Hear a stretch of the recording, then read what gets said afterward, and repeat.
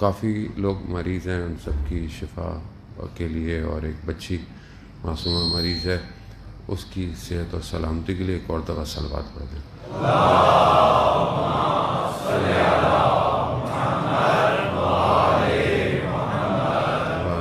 ایک سورہ فاتحہ 3 دفعہ سورہ توحید۔ تمام مومنین مومنات مرحومین، اپنے مرحومین، میرے مرحوم، ہمارے دوست ہیں رضی زیدی، ان کے ماموں کا انتقال ہو گیا، ان کو استاد سید سبت جعفر اور شہید قاسم سلیمانی کا بسم اللہ الرحمن الرحیم۔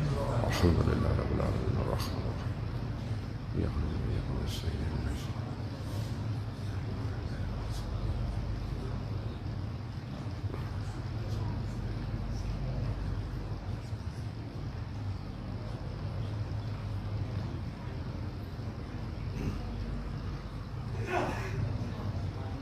امام زمانہ کی سلامتی کے لیے ایک دفعہ صلوات بھیجتے ہیں۔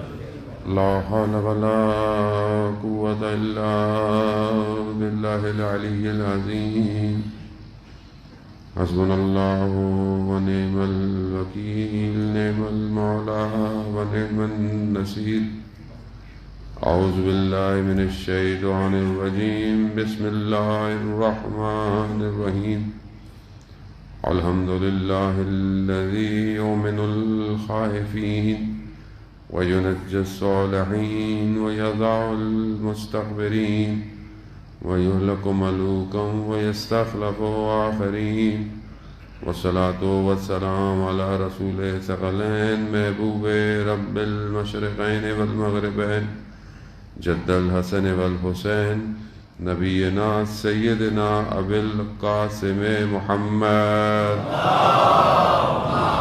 صلی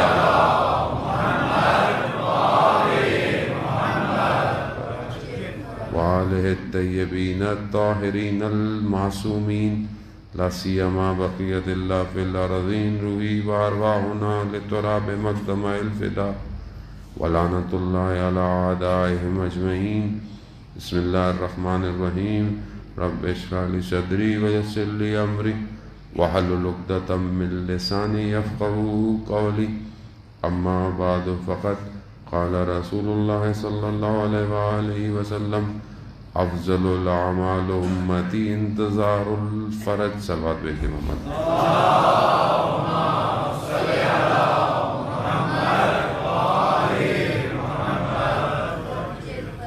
عزیزاران شہید و شہداء ایام عزا کی مجالس، اور خداوند متعال نے ہمیں یہ نعمت عطا ہی اس لیے کی ہے کہ ہم ان عزاداری کے ذریعے سے اس اصل ہدف تک پہنچ سکیں جس کے لیے سید الشہداء علیہ السلام کربلا آئے تھے۔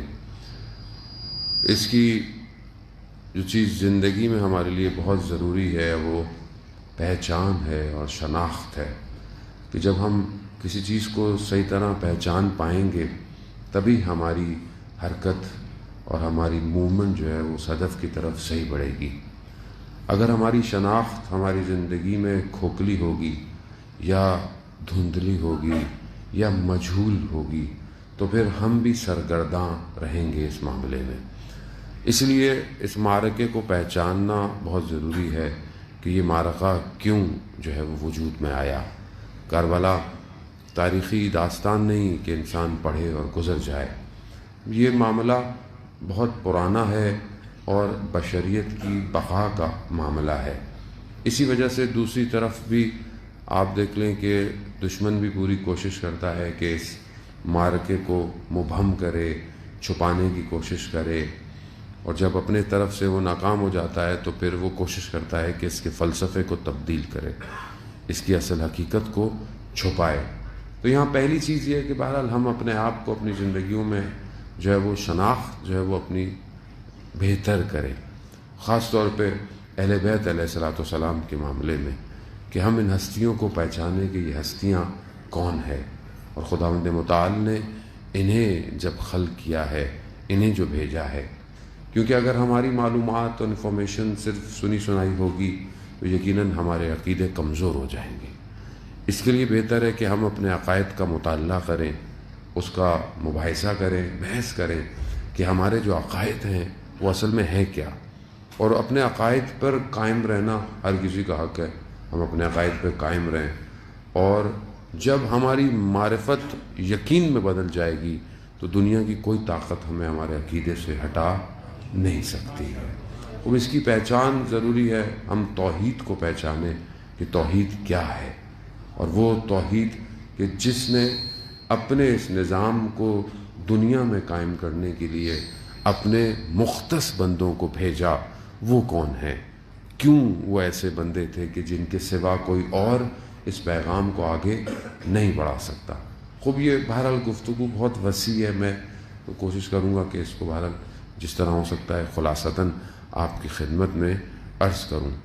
پروردگار خالق ہے کائنات کا، پروردگار بہتر جانتا ہے کہ مخلوق کو کیسے رکھنا ہے۔ کوئی بھی کمپنی جب کوئی پروڈکٹ بناتی ہے تو وہ بہتر جانتی ہے کہ اس کو استعمال کیسے کرنا ہے۔ اگر آپ کوئی بھی مشین، کوئی بھی الیکٹرانک، کوئی بھی چیز ڈیوائس لیتے ہیں اور اگر آپ اس کی بکلیٹ کے حساب سے اسے استعمال نہیں کرتے تو ہو سکتا ہے کہ وہ خراب ہو جائے، اور کمپنی بھی اپنی گارنٹی آپ کو نہیں دیتی ہے کہ اگر آپ نے اس طرح اس کو استعمال نہیں کیا۔ چھوٹی سی انسان کی زندگی میں چیزیں ہوتی ہیں، ظاہر ہے کوئی چیز نہیں آتی ہے تو انسان اس کو سیکھنے کے لیے بھی پوچھتا ہے کہ کمپنی نے یہ بنائی کیسے ہے۔ تو انسان آہستہ آہستہ رشد کر رہا ہے، اس کی ذہن کی ارتقاء ہو رہی ہے، ترقی کر رہا ہے، اپنے لیے چیزوں کو حاصل کر رہا ہے، لیکن انسان اپنی ظاہر کی جس میں جتنی بھی کوشش کر لے، جتنی بھی ترقی کر لے، وہ اپنے مادے کو صحیح کر سکتا ہے یا مادے کی چیزوں کو ڈیزائن کر سکتا ہے، مگر یہ جو پروڈکٹ ہے جسے خدا نے کریٹ کیا ہے، یہ مادہ اور روح کا ملاپ ہے، یعنی یہ مرکب ہے ایک مادے کا اور ایک تجرد، یعنی ایک دوسری چیز ہے جس کا تعلق مادے سے نہیں ہے۔ ان دونوں کو جڑتا ہے تو پھر انسان بنتا ہے۔ اب ظاہر کے لیے تو آپ ڈیزائن کر سکتے ہیں، کپڑے کیسے ہوں، حرام کیسا ہو، سکون کیسے کرے، خوب زبان کے ذائقے کی لذتوں کو کیسے لے، لیکن روح کی ارتقاء کو انسان ڈیزائن نہیں کر سکتا۔ اب اس کو کیسے چلائے؟ خوب انسان نے اپنے حساب سے قانون بنائے، اپنے حساب سے چیزیں کرنے کی کوشش کی، لیکن یہ سارے قانون انسان کو کمال پہ نہیں لے کے جا سکتے، کیونکہ جب انسان قانون بناتا ہے تو اس قانون کے ڈیزائن کرنے میں اس کی خواہشات ہوتی ہیں، اس کی آرزو ہوتی ہیں۔ جیسے مثلا ہم اپنے اب رہ سے بچ کے ہمارا اپنا ملک ہی بچتا ہے مثالوں کے لیے، اور کیا مثالیں دے انسان۔ مثال کے طور پر کوئی منسٹر بن جائے، کوئی ڈائریکٹر بن جائے تو کیا کرتا ہے؟ اپنوں کو بھرتی کرتا ہے، یہ نہیں دیکھتا کہ صلاحیت ہے یا نہیں ہے۔ تو جب نکمے لوگ جمع ہو جاتے ہیں تو پھر ملک کا یہی حال ہوتا ہے، کیونکہ جب آپ جس کی صلاحیت تھی اس کو آپ نے رکھا نہیں، جس کے اندر ایبلٹی تھی آپ نے اس کو نہیں کیا، تو آپ ایسے ہی کریں گے۔ اچھا کیوں کریں گے؟ خواہ مجبور ہیں، خواہشات نفسانی سے، دنیا کی محبت سے، دولت سے، ڈیزگنیشن سے، شہرت سے، کیونکہ یہ انسان کے اندر ہے۔ اب دنیا کا نظام اس کے اندر کو درست نہیں کر سکتا۔ خوب جائی ہے، انسان کو خوف ہے، خطر ہے، لالچ ہے، یہ ساری چیزیں انسان کے اندر ہیں۔ اچھا یہ فطری ہیں انسان کے اندر، ایسا نہیں کہ آپ بولیں کہ نہیں، انہی فطری اندرونی نظام کو مہار کرنے کے لیے پروردگار نے اپنا نظام بھیجا ہے کہ اس کو مہار کرے، کیونکہ یہ ایک ایسے گھوڑے پر سوار ہے جسے لگام نہ دی گئی تو اسے تباہی کی طرف لے جائے گا۔ یہی بات آپ کے سامنے، آپ ماشاءاللہ سب اہل علم ہیں، اہل ذوق ہیں، آپ نے دنیا کا مطالعہ کیا ہوا ہے کہ دنیا میں جتنے بھی نظام آئے جسے انسان نے بنانے کی کوشش کی، کبھی کسی قوم کی طرف چلے گئے، کبھی کسی قبیلے کی طرف چلے گئے، کبھی کہیں چلے گئے، کبھی کہیں چلے گئے۔ اب دنیا کے بہترین نظام جو دنیا دعوے دار ہے، جتنے بھی نظام آپ دیکھ لیں، چاہے وہ جتنے سسٹم آئے، سوشلزم، کمیونزم، جتنے بھی آئے، یہ سب جو ہے وہ انسانیت کو ارتقاء نہیں دے سکتے، آپ کے سامنے ہی ناکام ہو گئے۔ پوری دنیا، کمیونزم ویسے ہی ختم ہو گیا، سوشلزم کے نعرے، ویسٹرن فلسفی بالکل تباہ ہو گئی۔ کیوں؟ کیونکہ جس قانون میں جانور کی قیمت زیادہ ہو اور انسان کی اوقات نہ ہو تو وہ کہاں انسان کو ارتقاء دے گا؟ وہاں پہ آپ کے سامنے جانور کے قانون زیادہ بہتر ہے، ٹھیک ہے۔ اچھا اس کی مثال آپ کو کیسے ملتی ہے؟ وہ میں نے تو خود جا کے محسوس کیا، دیکھا بھی ہے، سب پہلے بھی عرض کرتا رہتا ہوں اس واقعے کو، کیونکہ بہرحال بڑی عبرت والا واقعہ ہے۔ ہمارے دوست ہیں، جرمنی میں، ان کے خاتون ایک کام کرتی تھیں آفس میں، کچھ دن نہیں آئیں، تو بعد میں جب آئیں تو انہوں نے پوچھا کہاں تھیں، کہا میری دوسرے شہر میں میری والدہ کا انتقال ہو گیا تھا، میں وہاں تھی، تو دیر لگ گئی ان کی وراثت اور ان کے معاملات ڈسٹریبیوٹ کرنے میں، یہ وہ، تو بس میں آ گئی، تو والد کو اولڈ ہاؤس میں رکھ کے آ گئی، اور ماں کی ایک ہی نشانی تھی کتا، وہ اپنے ساتھ لے آئی۔ تو یہ کیا ہے؟ یہ ان کا قصور تھوڑی ہے، وہ سسٹم ایسا ہے، وہ ڈیزائنڈ ایسا ہے کہ جس میں جانور امپورٹنٹ ہے۔ بہرحال یہ نہیں کہ خدا نخواستہ انسان کو جانوروں سے محبت نہ ہو یا احترام نہ خیال نہ کرے پیٹ کا، نہ، لیکن سسٹم ڈیزائنڈ ایسا ہے۔ تو یہ انسان کو کہاں ارتقا دے گا؟ یا ابھی تک جتنے 100 سال ہو گئے، اب آپ بڑے بڑے ملکوں کے سسٹم دیکھ لیں، آپ چاہے وہ فرینچ دیکھ لیں، چاہے آپ اس طرف کی پوری دیکھ لیں، یا آپ برٹش دیکھ لیں، یا آپ بہرحال US کو بھی وہ کتنے 100 سال ہو گئے، سب دیکھ لیں، انسان کی قیمت کیا ہے وہاں۔ ابھی کچھ عرصے پہلے تو آپ نے اس کو اچھی طرح دیکھ لیا کہ کالوں کے ساتھ بلیک سیاہ فوم اس قوم کے ساتھ کیا کیا انہوں نے، کہ پوری دنیا روڈوں پہ باہر آ گئی آزادی کے لیے کہ بلیک لائفز میٹر۔ کیوں؟ کیونکہ یہ نظام انسانیت کے لیے نہیں ہے، یہ چھپی ہوئی حیوانیت کا نظام ہے، یہ چھپا ہوا نظام ہے۔ یہ ظاہر میں بہت اچھا لگتا ہے، یہ دیکھنے میں بہت اچھا لگتا ہے، ہماری بڑی خواہش ہوتی ہے ویزے لگ جائیں، وہاں چلے جائیں، یہ چلے جائیں، سڑکیں بڑی اچھی ہیں، یہ بڑا اچھا ہے۔ اور جو ہمارے یہاں بڑا مشہور جملہ بھی بہت لوگ بڑے آرام سے افتخار سے کہتے ہیں، جی ہم وہاں گئے، ہم نے اسلام وہاں دیکھا اور ہمیں مسلمان نظر نہیں آیا۔ یہ دھوکہ ہے، یہ سراب ہے۔ کون سا اسلام؟ اسلام کی ڈیفینیشن پڑھی کبھی ہم نے؟ اسلام کیسے ہے؟ اسلام یعنی امنیت، یعنی صرف ایک الہ کی عبادت، صرف وہی واحد ہے اور کوئی نہیں ہے۔ تو وہاں کیا آپ نے یہ دیکھا؟ وہاں آپ کو اگر یہ لگتا ہے کہ وہاں پر قانون جو ہے وہ بڑے طریقے سے جو ہے وہ لوگ عمل کر رہے ہیں، اس کی وجہ اخلاق نہیں ہے، وہ کیمرے ہیں جو لگے ہوئے ہیں۔ آپ وہ کیمرے ہٹا دیں، آپ کے سامنے برٹش میں جب ایک زمانے میں لائٹ گئی، جتنے 100 کیمرے بند ہوئے، تو لوگوں نے کیا کیا؟ یا ابھی آپ کے سامنے جو امریکہ میں ہوا، یا چھوڑ دیں ابھی، یہ کووڈ کے اندر جب پتہ چلا کہ لاک ڈاؤن ہونے والا ہے، تو لوگوں نے کس طرح گھس کے سپر سٹور کو جو ہے وہ چوری کی کہ کھانے پینے کا سامان بھی نہیں بچا، یعنی اتنا اپنے آپ کو جمع کر لیں۔ کیوں؟ کیونکہ اصل میں اللہ کا نظام نہیں ہے، نہ اخلاقیت ہے، بس جہالت ہے۔ جانور کیا کرتا ہے؟ اپنے حصے کو چھینتا ہے، اسے دوسرے سے غرض نہیں ہوتی، اسے کیا دوسرے کو، جانور ہے وہ۔ تو وہ انسان ہے، وہ ایسا نہیں کہ وہ انسان نہیں ہے، وہ انسان پیدا ہوئے، وہ انسان ہی آئے، لیکن اس نظام نے ان کو حیوان بنا دیا۔ کس حد تک حیوان بنا دیا آپ کے سامنے، کہ دوسرے ملکوں میں اتر کر جو ہے وہ انسان کو کھلونوں کی طرح مارنا شروع کر دیا انہوں نے۔ کوئی سکھایا ان کو؟ یہ جو گیم ہم کھیلتے ہیں، بچے بڑے شوق سے کھیلتے ہیں، وہ یہ کیا کرتے ہیں؟ یہ انسان کے دل کو سخت اور بربریت کر دیتے ہیں۔ یہ جتنے بھی گیم ہیں آپ بھی کھیلتے ہیں، کال آف ڈیوٹی اور یہ بچے جتنے بھی گیم کھیلتے ہیں، کیا ہوتا ہے؟ جو سب سے زیادہ مارے گا وہ جیتے گا۔ کس کو مار رہا ہے؟ انسانوں کو مار رہا ہے گیم میں۔ کیا سکھا رہے ہیں اس کو؟ بربریت سکھا رہے ہیں، حیوان ہونا سکھا رہے ہیں، سخت دل ہونا سکھا رہے ہیں، اسے مارو اور آگے سامنے سے دکھاؤ بھی دشمن۔ یہی تو کیا انہوں نے۔ کیا کیا؟ عراق میں 20 لاکھ لوگوں کو مار دیا انہوں نے۔ کس کو جواب دیں گے یہ؟ کون ان سے پوچھے گا؟ اور ان کو اجازت کس نے دی تھی کہ کسی اور ملک میں آ کر اس ملک کا فیصلہ کرے؟ افغانستان میں کیا کیا کھنڈر بنا دیا اس کو۔ یمن میں کیا ہو رہا ہے آپ کے سامنے؟ ہزاروں بچے مار دیے گئے۔ فلسطین میں کیا ہو رہا ہے؟ جب آپ بولتے ہیں تو یہاں پر لوگوں کو خوف آتا ہے۔ کیوں؟ کیونکہ ہمارے تانے بانے بھی وہیں جڑے ہوئے ہیں، ہمارے بچے بھی وہیں پڑھتے ہیں، ہمارے بھی سارے لوگ وہیں جاتے ہیں، وہیں سے سیکھ کے آتے ہیں۔ وہ کیا سکھائیں گے آپ کو؟ وہ بربریت سکھائیں گے آپ کو، وہ انسان کی قدر نہیں سکھا سکتے۔ ہم اس خواب و خیال میں ہیں کہ یہ دنیا کی طاقتیں جو ہے وہ انسان کو، یا یہ جو نظام ہے ان کے پاس بڑی ٹیکنالوجی ہے اور سب کچھ ہے۔ کون سی ٹیکنالوجی ہے؟ کہاں کی ٹیکنالوجی ہے کہ انسان آج دعوے دار ہے کہ ہم مارس پہ جا رہے ہیں؟ ایک وائرس کو تو کنٹرول نہیں کر پائے،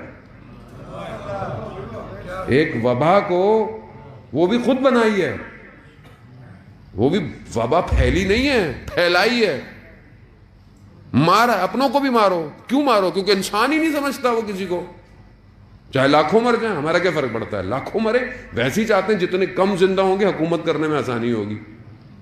تو یہ خدا کا نظام نہیں ہے۔ خدا کی مخلوق تو وہ ہے کہ جسے جب حضرت نوح نے کہا پروردگار عذاب بھیج، عذاب میں تاخیر ہوئی، عذاب آیا، بچ گئے لوگ۔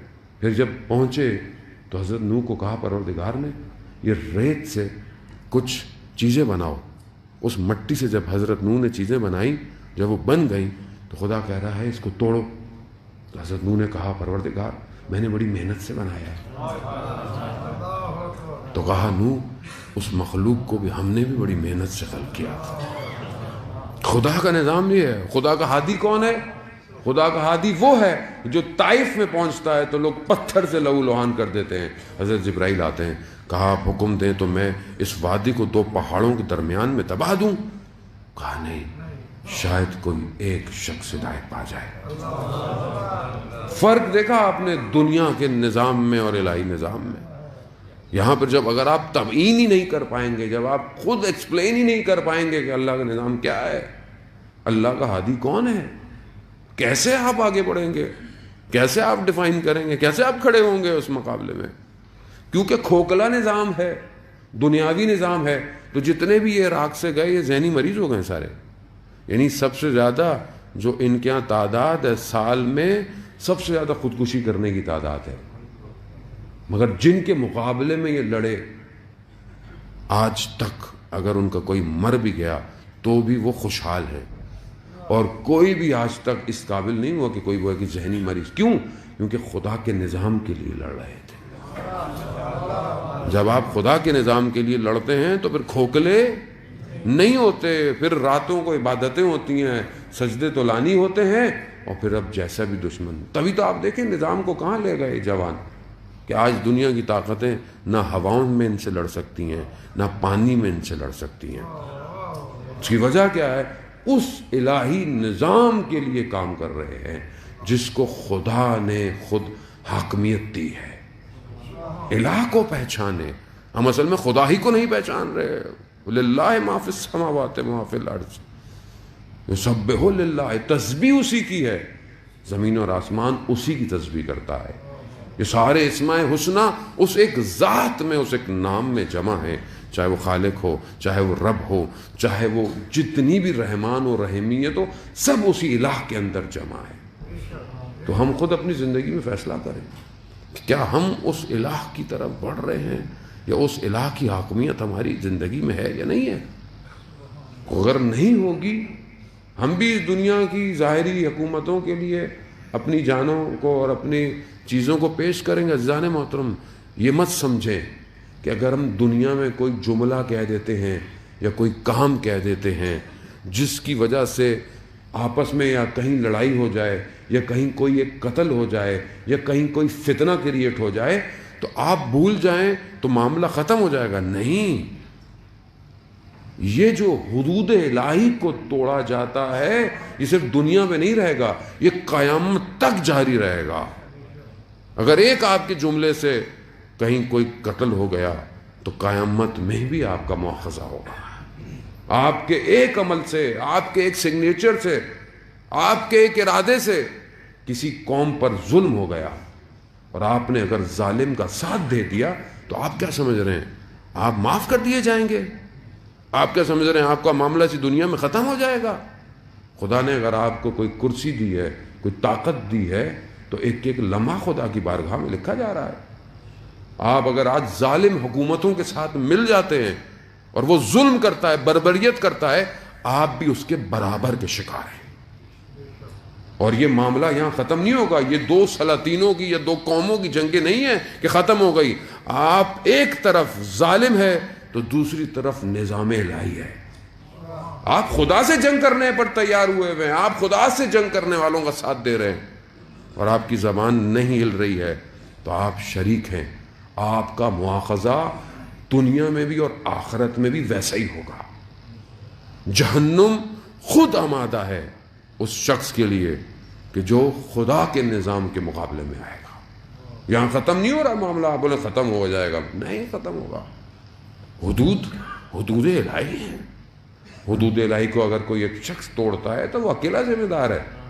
اگر وہ گناہ کرتا ہے خدا نہ خواستہ اپنی تنہائی میں، اپنی خلوت میں، وہ اکیلا ذمہ دار ہے. لیکن جہاں حدود کو ایسا پامال کیا جائے کہ جہاں قومیں گناہ کرنے لگیں، قومیں تباہی کی طرف چلے جائیں، تو پھر جنگ خدا کے ساتھ ہو جاتی ہے. پھر ایک معاملہ نہیں ہوتا کہ آپ بولیں گے نہیں ایک نے کیا تھا تو کیا فرق پڑتا ہے. نہیں، اس ایک نے کام ایسا کیا کہ لوگ اس گناہ میں شریک ہو رہے ہیں، قومیں اس گناہ کے اندر آ رہی ہیں. یہی کیا یزید نے. یزید کا معاملہ اس کی خدائی و خلوت کا نہیں تھا کہ آپ بولیں نہیں جی وہ غلطی ہو گئی اور معافی ہو جائے گی. کیسی معافی ہوگی؟ قوم جب سو گئی اور برباد ہو گئی، حلال الہی کو حرام کر دیا جائے اور حرام الہی کو حلال کر دیا جائے، اور قوم غفلت میں آ جائے، تو پھر آپ کیسے کہیں گے کہ پوری قوم بربادی کی طرف جا رہی تھی، اور اس پوری قوم کو، ملت کو، اسلام کو بچانے کے لیے اللہ کا نمائندہ آیا ہے. اللہ کا نمائندہ ہے. خود نظام الہی ہے، الہی نظام الہی آیا ہے. کس نظام کے مقابلے میں؟ خود شخص کے مقابلے میں نہیں آیا، صرف اس ایک نظام کے مقابلے میں آیا جو نظام پیچھے سے چلا آ رہا تھا. وہ نظام کہ جب سے وہ دشمن کہ جو انسانیت کا دشمن ہے، جس نے جو ہے وہ خدا سے مہلت مانگی تھی کہ میں ان کو اغوا کروں گا، وہ اپنے اس نظام کو لیتا عزیزان محترم نیچے تک آیا ہے، اور آ کر ایک ایسے مقام پر آ کر نفوذ کر گیا، اور منافقت کے چہرے کو پہچان کر، پہن کر بالکل اسلام کے مسند پر آ کے بیٹھ گیا. اصل امتحان یہی تھا. اب اگر آپ کو کوئی زبان سے کہے کہ میں آپ کا دشمن ہوں تو آپ کو واضح پتہ ہے، لیکن اگر کوئی اتنا کور ہو کے آئے کہ اس مقام پر آ جائے، اس مسند پر آ جائے جو مسند رسول ہو، تو وہاں قوم جو ہے وہ کھوکھلی، کیونکہ قوم اندر سے ان مشکلات کا شکار تھی.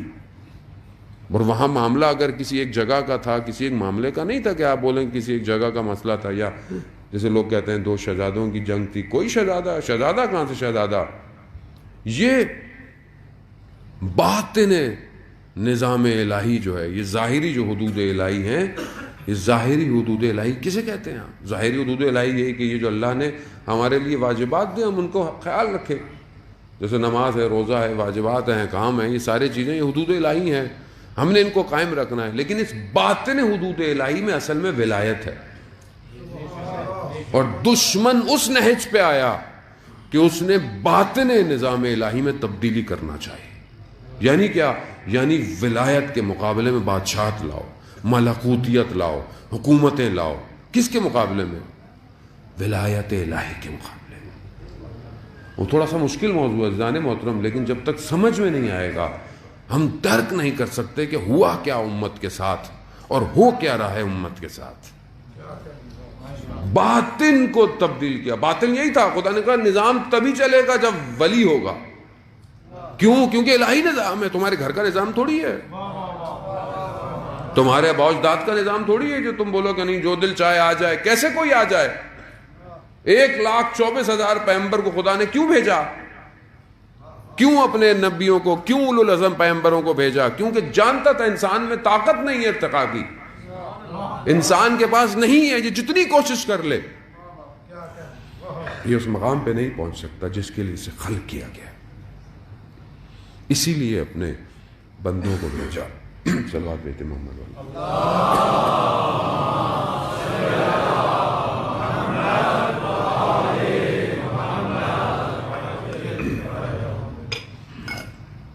خداوند بہتر جانتا تھا.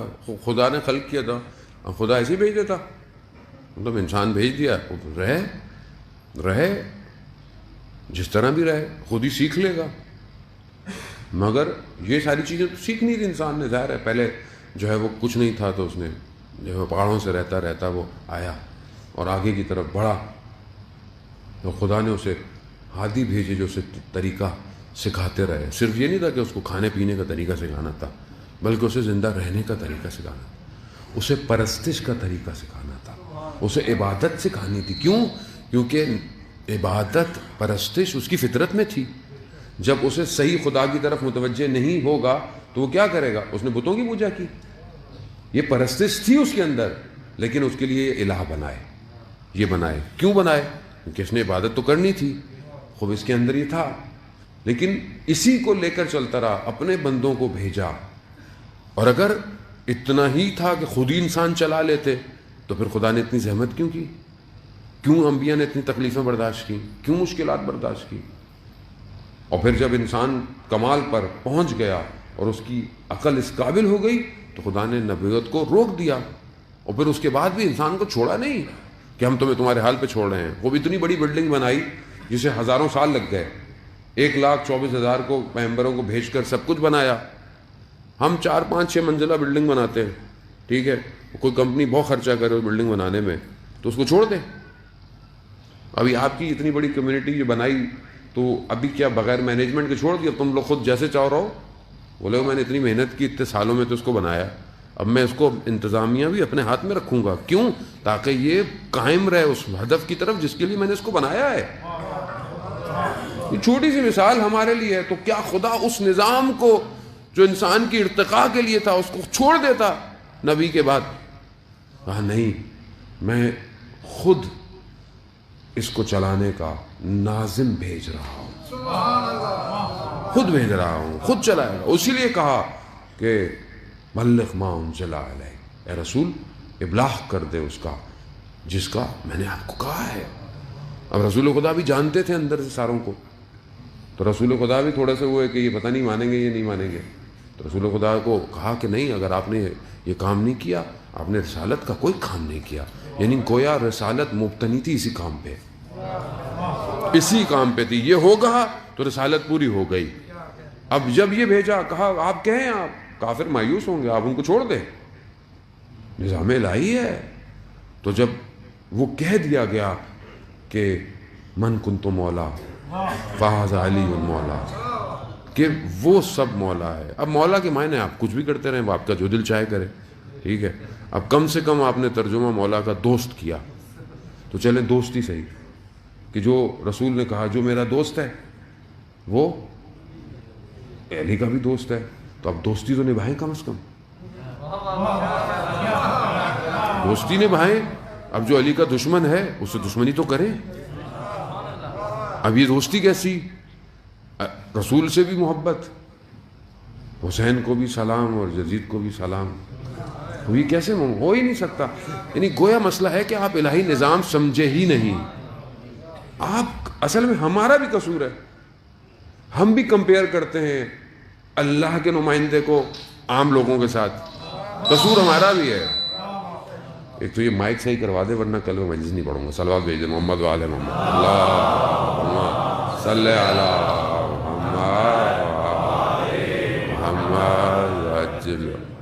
بڑی زحمت ہوتی ہے انسان جب کہیں پہنچتا ہے اور آپ کو شاید اندازہ نہیں ہوتا کہ ایک طالب علم کتنی جو ہے وہ اسٹرگل کرتا ہے، جو کہ اس کی اپنی ذاتی نہیں ہوتی ہے، خدا کی طرف سے ہوتی ہے.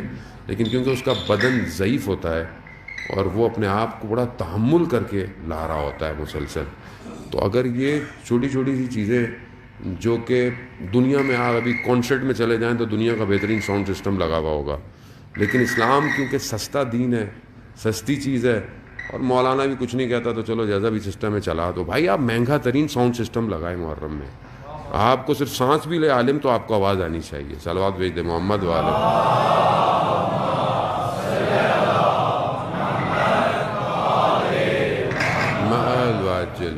خوب.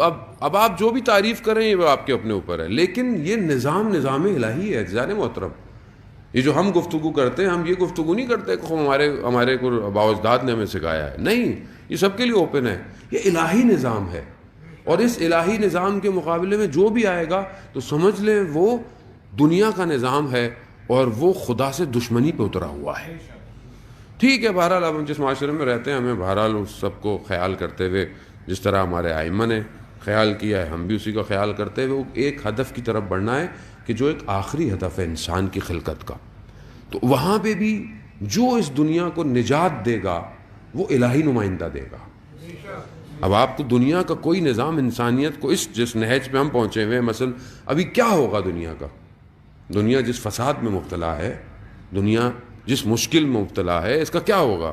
کہ جہاں اقتصادی مشکلات ہیں، جہاں پر سوشل مشکلات ہیں، جہاں پر فیملی ایشوز ہیں، اور آپ کھولتے چلے جائیں کھولتے چلے جائیں کھولتے چلے جائیں. اب اس کو کون صحیح کرے گا؟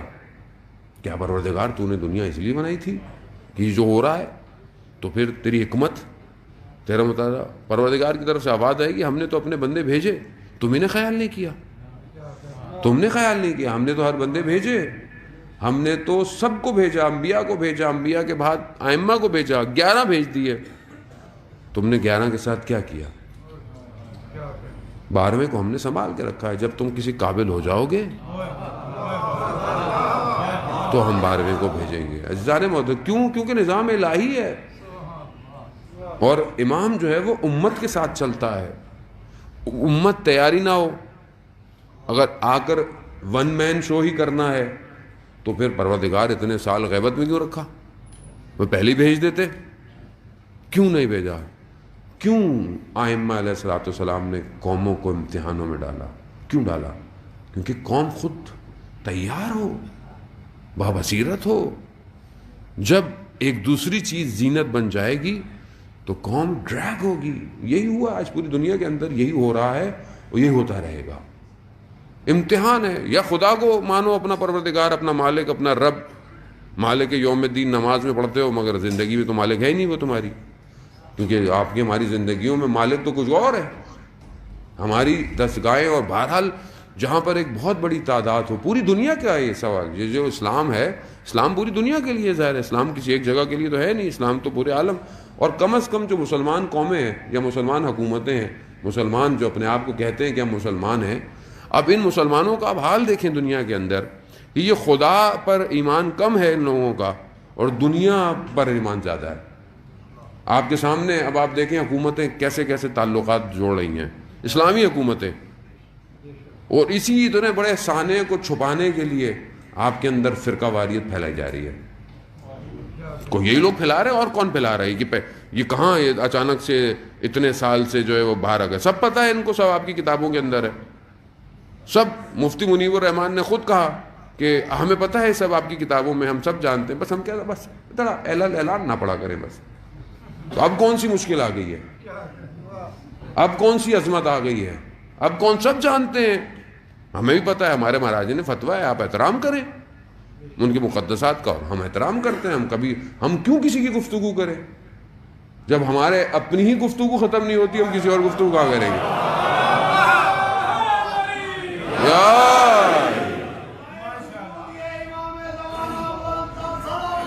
اللہم صلی علی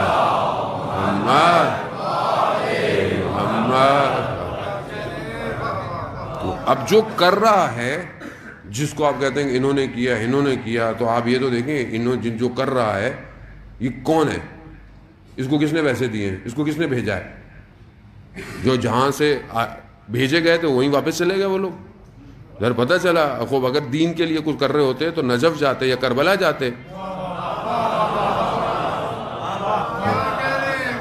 تو بھائی اب آپ اتنے نابینا ہیں، اتنا ہی نہیں آپ کے سامنے، آپ دنیا کو بیوقوف کیوں بنا رہے ہیں؟ سب پتہ ہے کہ جو بول رہا ہے، جس کی زبانیں کہاں سے پیسے آتے ہیں، یہ سب ایسی ہے. اب قوم کو کہاں، قوم اب سمجھدار ہو گئی ہے، قوم جذبات میں نہیں آئے گی آپ کے اس طرح. بہرحال یہ حکومت کی ذمہ داری ہے کہ اپنے آپ کو بھی مستقیم ہی رکھے. کیوں؟ کیونکہ اللہ کے نمائندے سے جنگ پر آمادہ نہ کریں اپنے آپ کو. اگر حسین کے مقابلے میں چاہے وہ سوچیں اٹھنا شروع ہو گئی نا، تو آپ اللہ کے مقابلے میں آ رہے ہیں. اور یاد رکھیں یہ ذلت دنیا میں بھی لکھی ہوئی ہے، اور آخرت میں تو وہ پھٹکار پڑے گی کہ جگہ بھی نہیں ملے گی. واضح سٹینس اپنا کہیں. کیوں کچھ لوگوں کو خوش کرنے کے لیے کر رہے ہیں؟ کیا خوشی دے گا؟ اس کا مطلب ہے آپ خدا کو سمجھے ہی نہیں ہیں. کم از کم ہم مسلمان ہوتے ہوئے اتنا تو حق رکھتے ہیں کہ ہم مسلمان حکمران سے پوچھ سکیں. بہرحال حکمران سے تو کہہ سکتے ہیں کہ بھائی آپ اسلام کی حاکمیت کی بات کریں اور سب کو سمجھائیں. یہ سافٹ ویئر اپڈیٹ کریں. ایک آدھ کا تو کل ہو گیا سافٹ ویئر اپڈیٹ, تو ان کے سافٹ ویئر اپڈیٹ کریں. مسئلہ یہ ہے کہ آرمی کے علاوہ کوئی اپڈیٹ کر ہی نہیں سکتا ان لوگوں کو. تو بہرحال جو آرمی کے حضرات یہاں بھی آتے ہیں سنتے ہیں, تو وہ انہی کا فرض بنتا ہے کہ ملک امپورٹنٹ ہے, لا الہ الا اللہ کے نام پر جدا ہوا ہے. اسی الہ کی خاطر اسی الہ کو اپنا پروردگار سمجھیں. ان اللہ علی کل شیء قدیر ہے, قدرت رکھتا ہے, اس کی قدرت سے کوئی فارغ نہیں ہے. کوئی دنیا کا جتنا بڑا فرعون جو انا ربکم الاعلی کہتا تھا, جس نے اپنی حکومت کو وہ بنایا ہوا تھا, وہ بھی موسیٰ کے رب کے بنائے ہوئے راستے میں ڈوب گیا. تو یہ جتنا بھی شور شرابہ ہے یہ خب ایسی ہے. اور ہمیں سب کو مل کے, چاہے وہ مسلمان ہو, چاہے وہ سنی ہو, چاہے وہ شیعہ ہو, جو بھی ہو, چاہے وہ ہندو ہو, چاہے وہ کرسچن ہو, چاہے وہ جیو, جو بھی ہے جو صحیح اپنے دین کو جانتا ہے, وہ اس دنیا کی نجات کی طرف بڑھ رہا ہے. اور نجات کوئی نہیں دے سکتا سوائے خدا کے نمائندے کے. اسی کے انتظار کی طرف عزیزان محترم ہمیں بڑھنا ہے اور ہمیں اسی طرف جانا ہے. اور ہم اس طرف سمجھیں, اپنے آپ کو بابصیرت رکھیں اور اپنی آنکھوں کو کھول کے رکھیں کہ ہمارا وظیفہ کیا بنتا ہے اس دور کے اندر. ہم اس کو لے کر آگے بڑھیں. وقت خادم تھا مسجد کوفہ کا, اور اس زمانے میں نجف کے 2 قبیلوں میں اختلافات ہو گئے, جس کی وجہ سے مسجد کوفہ کے زائر کم ہو گئے. تو کوئی جب آتا نہیں تھا تو ظاہر ہے خادم تھا بیچارہ, جو ہے وہ فقر کی حالت میں آ گیا, گھر میں کھانے کو کچھ نہیں. تو بہرحال امام کی خدمت میں کہا, مولا میں راضی رہوں گا اس مشکلات پہ اگر آپ مجھے اپنی زیارت کروا دیں. یعنی اگر یہ تکلیف مجھے دینی ہے, اس تکلیف میں رہنا ہے, تو پھر میں راضی ہوں, مگر زیارت تو کرا دیں. کہا شب تھی, رات تھی, مسجد کوفہ تھا, اور وہ جہاں پہ وہ مقامات ہیں, جہاں حضرت نوح کا مقام ہے کشتی کے رکنے کا, پھر وہ کہا میں وہیں پہ تھا. تو اچانک سے میں نے دیکھا کہ 2 لوگ جو ہے وہ مسجد میں آئے. ایک چہرہ اتنا نورانی تھا اور میرا ہاتھ پکڑا, اور ایک ہاتھ میں مجھے مصلی دیا جہاں نماز دی, اور وہ جہاں مولا متقیان قضاوت کیا کرتے تھے اس کے مقام پر مجھے لے گئے. کہا کہ بچھاؤ, یعنی وہ بچھایا, بڑا نورانی سا مصلی تھا. اس ہستی نے نماز پڑھی, نور اتنا تھا کہ میں دیکھ نہیں پایا چہرے کو. جیسے ہی نماز ختم ہوئی تو اچانک سے ایک کرسی لگ گئی اور امام اس پہ تشریف فرما ہو گئے, اور میری طرف کہا کہ جو تم نے کہا تھا, جو تم نے حاجت کی تھی, وہ تو پوری ہو گئی, اور کیا مانگتے ہو. خوب یہی حاجت تھی کہ زیارت ہو جائے, خوب یہ تو پوری ہو گئی, اور کیا مانگتے ہو. کہا مجھ سے اس جلوے کو دیکھ کے کچھ بولا ہی نہیں گیا, کچھ مجھ سے کہا ہی نہیں گیا, اور اچانک سے میں نے دیکھا کہ مسجد کوفہ میں وہی تاریکی ہے جو تاریکی تھی. عزیزان محترم, تمنا کرنا امام کی یہ بہت مہم ہے. یعنی آپ کو اس یقین پہ پہنچنا کہ ہمارا امام, ہمارے وقت کا امام حاضر ہے. جب آپ کو پتا ہو کہ صاحب زندہ ہے, آپ کا صاحب آپ کے سر پہ ہاتھ رکھے ہوئے ہے, تو پھر خوف کیسا, پھر خطر کیسی. اس پوری دنیا میں وہ واحد اللہ کا نمائندہ ہے جو اپنے نظام کی خود حمایت کر رہا ہے, خود حمایت کر رہا ہے. جو اس کے ظہور کی طرف بڑھ رہے ہیں وہ انہیں خود لے کر جا رہا ہے. یہ جو ہم کہتے ہیں کہ یہ کیسے کر لیا ان جوانوں نے, کیسے کر لیا, یہ کیسے اس مقام پہ کوئی جوان پہنچ جاتا ہے کہ ہواؤں کے نظام کو چیر دیتا ہے, کیسے یہ اتنی ترقی اپنے اندر حاصل کر رہا ہے جوان. اس کی وجہ کیا ہے؟ اس کی وجہ یہ ہے کہ پیچھے امام ہے. جب وہ امام کے لیے کام کر رہا ہے تو وہ اس کے لیے ساری چیزیں کھول رہا ہے. یہ علم اور دانش، جسے ہم دانش کہتے ہیں، جسے ہم علم کہتے ہیں کہ بہرحال انسان کو اب ضرورت نہیں ہے، انسان بڑا ترقی یافتہ ہو گیا ہے. کوئی بھی علم بغیر سرپرستی امام کے حاصل ہی نہیں ہو سکتا. یہ کھوکھلے ہیں، جتنے بھی علم ہیں یہ کھوکھلے ہیں. یہ انسان ابھی تو انسان نے علمی طور پر کچھ ارتقا ہی نہیں کیا جتنا بھی کر رہا ہے. ویسے بھی روایات میں کہ جتنی بھی ترقی کر لے گا یہ صرف 2 لفظ ہوں گے، اور جب امام تشریف فرمائیں گے تو 25 حروف تک عقلیں رشد کریں گی. کہاں پہنچے گا انسان؟ خوف کیسا عزیزان محترم. مسئلہ یہی ہے کہ ہم یقین کی منزل پہ نہیں پہنچ رہے. بحیثیت مسلمان آپ اسلام کی بات، آپ فرقے کی بات ہی نہ کیا کریں. اصل حقیقت اسلام فرقہ ہے ہی نہیں. حقیقت اسلام تو ایک امت واحدہ ہے، اور اسی امت واحدہ میں ہمیں سب کو جمع کرنا ہے، خود بھی جمع ہونا ہے. کیوں؟ کیونکہ جب ایک کا انتظار کر رہے ہیں تو یہ ایک سب کے لیے مشترک ہے. یہ سب کے لیے مشترک ہے. یہ 12واں امام سب کے لیے. اب اگر کوئی فرقہ اس 12ویں کی مخالفت بھی کرتا ہو، سمجھ لو کہ یہ اسلام کی مخالفت کر رہا ہے، یہ اللہ کے حدود سے مقابلہ کر رہا ہے. تو یہ آپ گھبرائے نہیں کہ کچھ نہیں ہونا. ویسے بھی یہ ایک معرکہ جو کربلا میں پیش آیا ہے یہ بہت بڑا معرکہ تھا، اور اب یہ دوسرا معرکہ پیش آنے والا ہے کہ جو سب سے بڑا معرکہ ہے. خوب ظاہر ہے سختیاں تو ہیں، تحمل بھی ہے، برداشت بھی ہے، لیکن جب آپ اپنے وجود میں اس نظام کو حاکم کریں گے تو یہ وجود خود بخود ظہور کرے گا، اور جب یہ ظہور کرے گا تو آپ کو خود بخود نجات کی طرف لے جائے گا. عزیزان محترم، بہرحال میں سے زیادہ آپ کو آج مزاحم نہیں ہوتا، اور یہی وجہ تھی کہ سید الشہداء علیہ السلام خدا کے نمائندے تھے. کس مقام پر جو ہے وہ نہ صرف اپنے اطراف کے لوگوں کو لے گئے بلکہ اس خاک کو بھی لے گئے کہ جس خاک پہ آئے تھے. دنیا کی کوئی خاک شفا نہیں سوائے شفائے کربلا. خاک شفا وہی ہے. ایک شخص کہتا ہے کہ آیت اللہ شمس الدین نے اس کو اپنی کتاب میں بیان کیا کہ کشتی میں سفر کر رہا تھا، کشتی میں سمندر میں طوفان آیا، اس سے تھا کہ کہیں یہ طوفانی لہریں ان کو ڈبا نہ دیں. تو جو ملاح تھا کشتی کا وہ اس شخص کے پاس آیا، جانتا تھا، کہا کہ تمہارے پاس تربت خاک کربلا ہے؟ تربت کربلا ہے؟ کیونکہ اسے پتا تھا کہ یہ عبادت گزار ہے، اس کے پاس ہوگی. کہاں ہے؟ کہا تھوڑی سی دو. تھوڑی سی لی اور پانی میں ڈال دی. وہ جو پانی تلاتم کر رہا تھا وہ ٹھہر گیا. یعنی صرف بیماروں کی شفا نہیں ہے. اسی لیے کہا جاتا ہے کہ جب تم سفر پر جاؤ تو اپنے ساتھ خاک کربلا رکھو، یہ تمہاری حفاظت کرے گی. کیا کیا امام حسین نے اس خاک پر، کتنا عظیم کام ہوا ہے اس خاک پر. ہاں عزیزان محترم، بہت بڑے ایک مرثیہ خواں تھے، ایرانی تھے لیکن قدیمی عراق میں رہتے تھے. بہت لوگ بلاتے تھے مگر آتے نہیں تھے. تو انہوں نے خواب میں دیکھا سید الشہداء کو. خواب میں امام نے کہا کہ جائیں فلاں شہر جائیں، وہاں جا کے عزاداری کریں. اور قدیمی ماتم داری کو انہوں نے آ کے شروع کیا.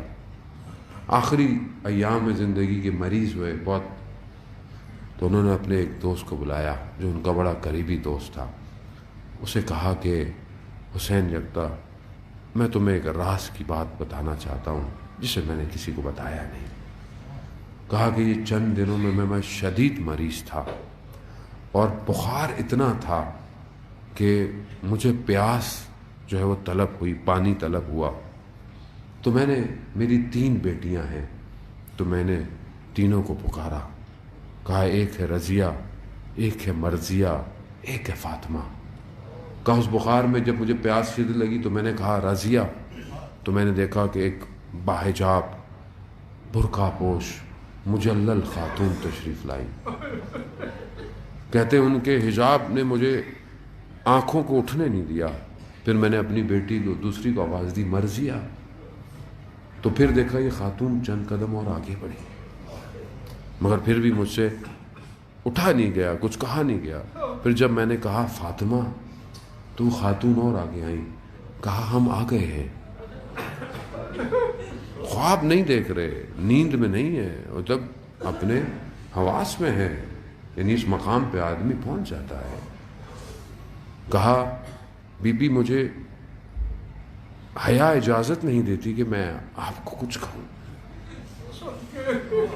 کہا ساری زندگی تو تم نے ہماری خدمت کی ہے، ہماری نوکری کی ہے، ساری زندگی، یعنی کس کی نوکری؟ وہ مرثیہ خور تھے، مصائب پڑھتے تھے ہمارے بیٹے کے، تو ہماری نوکری ہے۔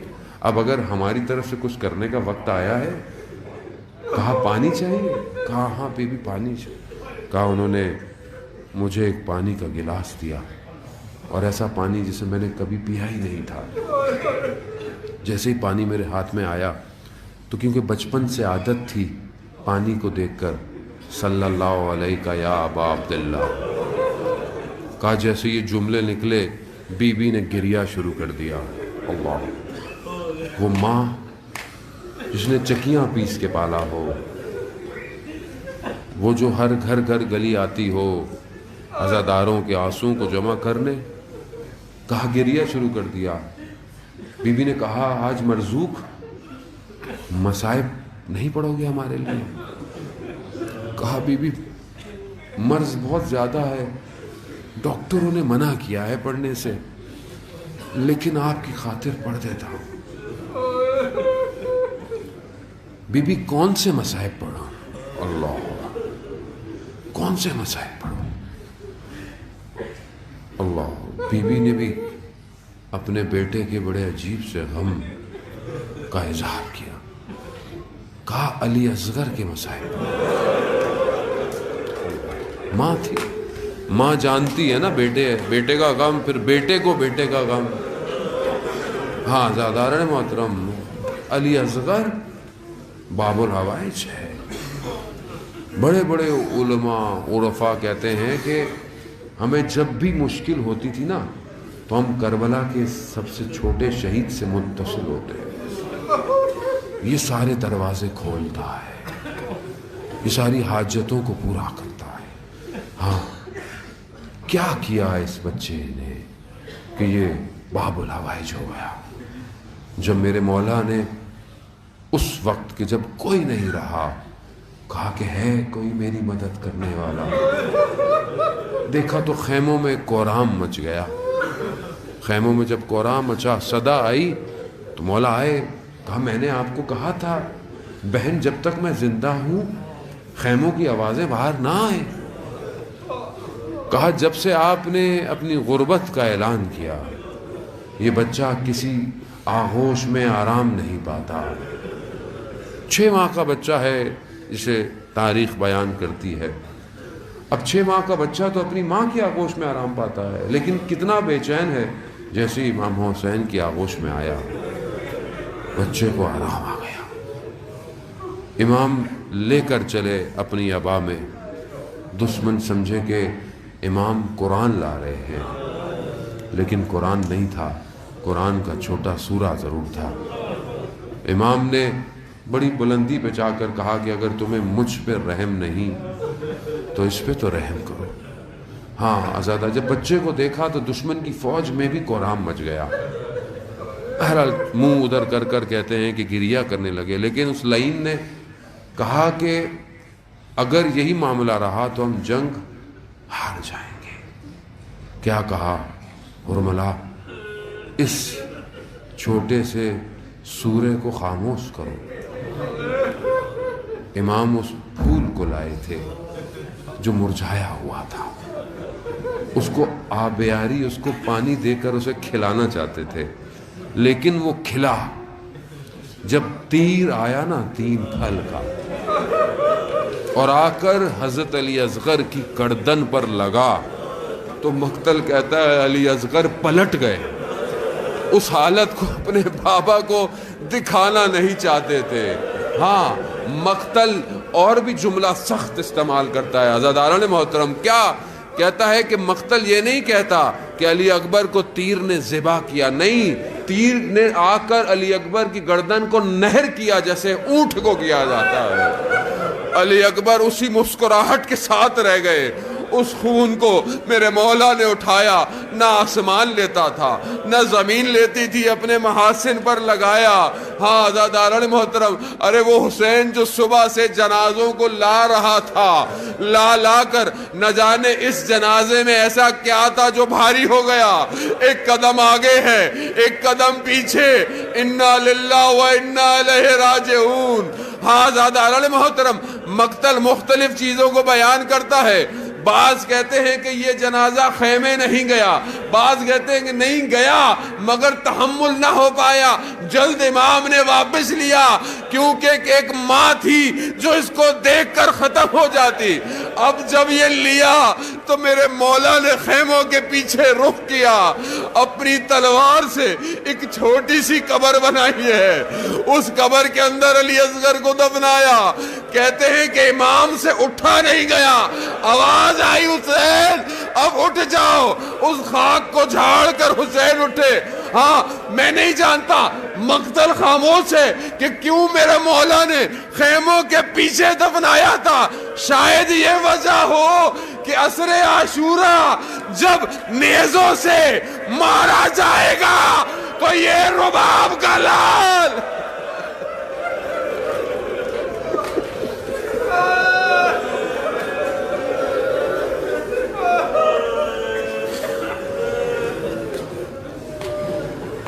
الا لعنت اللہ علی القوم الظالمین وسیعلم الذین ظلموا ای منقلب ینقلبون۔ پروردگار امام زمانہ کے ظہور میں تعجیل عطا فرما، ہمیں ان کے ناصروں ان کے مددگاروں میں شمار فرما۔ پروردگار جو پریشان حال ہیں ان کی پریشانیوں کو دور فرما، جو بے روزگار ہیں پروردگار ان کو رزق حلال عطا فرما۔ پروردگار ہمیں کوئی غم نہ دے سوائے غم حسین کے۔ پروردگار جہاں جہاں بھی ماتم، جلوس، عزاداری ہو رہی ہے ان سب کی جان مال عزت آبرو کی حفاظت فرما۔ پروردگار دشمنان اسلام کو، دشمنان پاکستان کو جو فرقہ واریت کر رہے ہیں، آپس میں مسلمانوں کو لڑا رہے ہیں، پروردگار ان کو ان کے شوم مقاصد میں ناکام بنا۔ جو بھی دشمنان پاکستان ہیں ان کو نیست و نابود فرما۔